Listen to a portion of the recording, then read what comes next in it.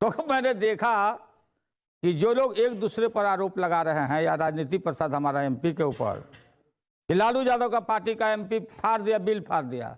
अरे भाई बात समझना चाहिए ना, कहाँ फाड़ दिया, कहाँ बिल फाड़ दिया, कहाँ हमारा एमपी फाड़ दिया? सबके सामने देखा सब। आप बताते हैं ना, आपको बता समझ सुनिए ना पहले आप भी बढ़िया से देखिए, बढ़िया से देखिए, या फिर विजुअल निकाल के देखिए, या सबको बताइए। कल राज्यसभा में जो आप बोल रहे हैं कि बिल फाड़ दिया, बिल तो ऑलरेडी टेबल था, पहले ही से टेबल है। बिल फाड़ा जाता है तब जहां इनिशियल पेश करता है, वहां अगर कोई जाता तब। आप देखे होंगे कि कब ये कागज एक आध फटा है मैं फाड़ने का। क्या फाड़ा फिर? अरे जो क्या फाड़ा सो आगे हम नहीं बोलेंगे, लेकिन जो फाड़ा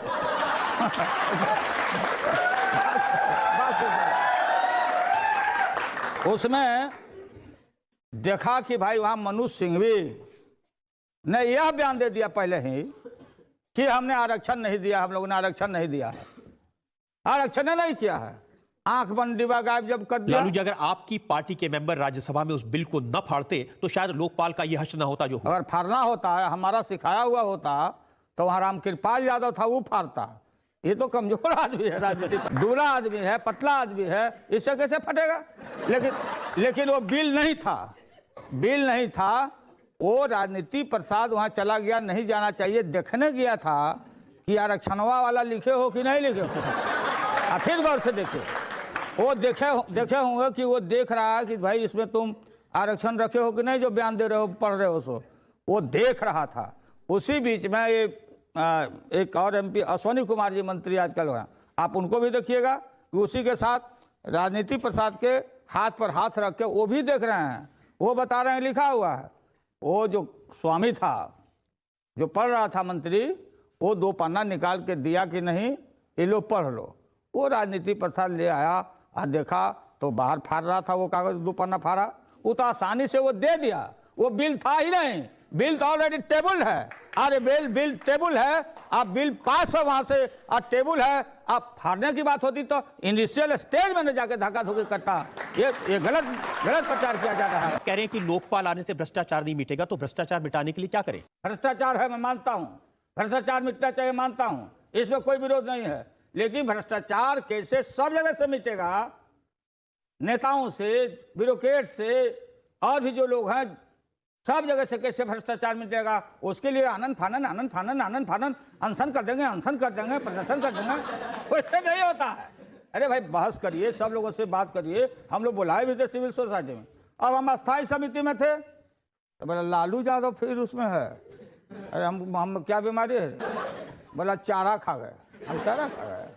चारा हम कहा है? कई साल तक आरोप लगा कि लालू यादव ने चारा खा लिया। पार्लियामेंट में लोगों ने कहा आपको जेल जाना पड़ा, मुख्यमंत्री पद छोड़ना।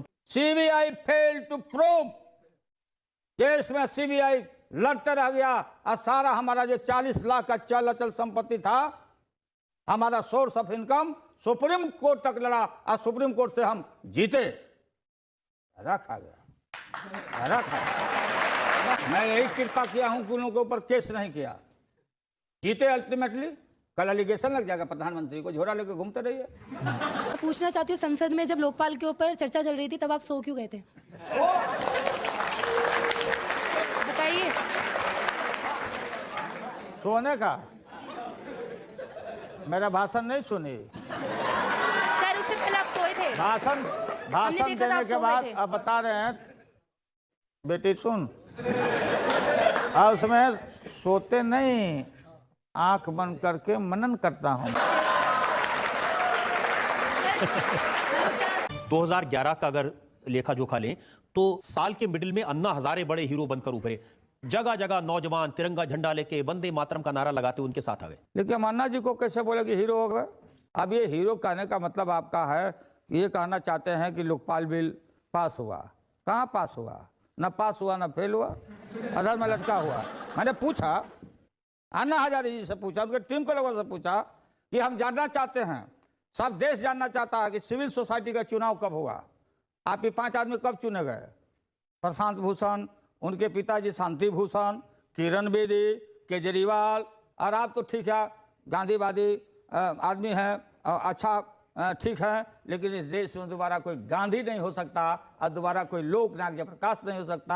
आप बताइए कि आप 5 आदमी का चुनाव कब होगा? On the behalf of the country, people, नागरिक, सिटीजन। लालू जी, 130 करोड़ आबादी है। ये जो 5 लोग की आप बात कर रहे हैं, इनको रिकॉग्निशन तो सरकार ने दिया मैं था। वही कहने जा रहा था, तब तक आप टोक दिया। ये सारा काम सरकार ने किया। अन्ना जी का आदर हम करते हैं, गांधीवादी हैं, लेकिन इनको भी कह दिया। आप कह रहे हैं आदर करते हैं, जब वो अनशन कर रहे थे तो आपने उनका बहुत मजाक उड़ाया कि ये कोई मजाक नहीं।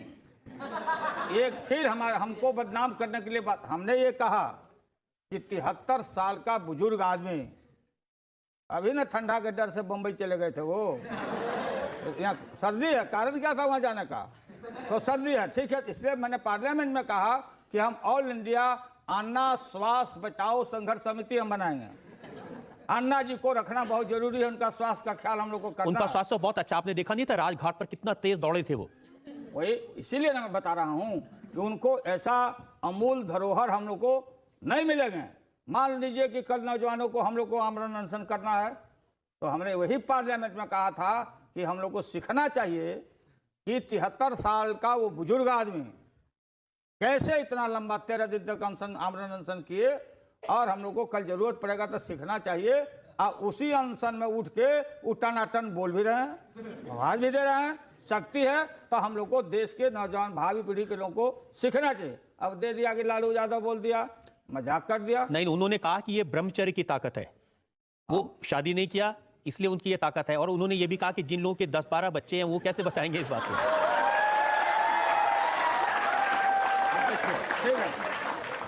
12 बच्चे, 11 बच्चे, जो भी बच्चे, एक आते हैं अपने भाग से। और इसके बाद हमको ब्रह्मचारियों के विषय में खूब जानकारी है, लेकिन मैं किन्हीं का नाम लेना नहीं चाहता। बहुत सारे लोग लाचारी ब्रह्मचारी हो जाते हैं, बहुत सारे लोग। वो हम किसी का नाम नहीं ले रहे हैं। फिर मैं बार बार लाचारी ब्रह्मचारी को मैं देखता हूं तो मुझे मुस्कान आता है। लालू जी, बाबा रामदेव ने काले धन के खिलाफ लड़ाई शुरू की और आपने उनके खिलाफ मोर्चा शुरू कर दिया। रामदेव स्वामी नहीं है, एक अच्छा ट्रेनर हो सकते हैं, पीटी कराने वाला, जैसे एनसीसी में आदमी होता है, सेना में भी होता, सुबह में उठ के पीटी कराओ, कूद फान कराओ। और ये जब देखा बहुत सारे रोगी, बीमारियां लोग, शुगर के बीमार लोग, जिनका फेफड़ा खराब हो रहा है, तो रामदेव जी से हमको तकलीफ ये हुआ इस बात का, फिर भी फ़ोन करके समझा दिया कि इनका मन टूटे नहीं।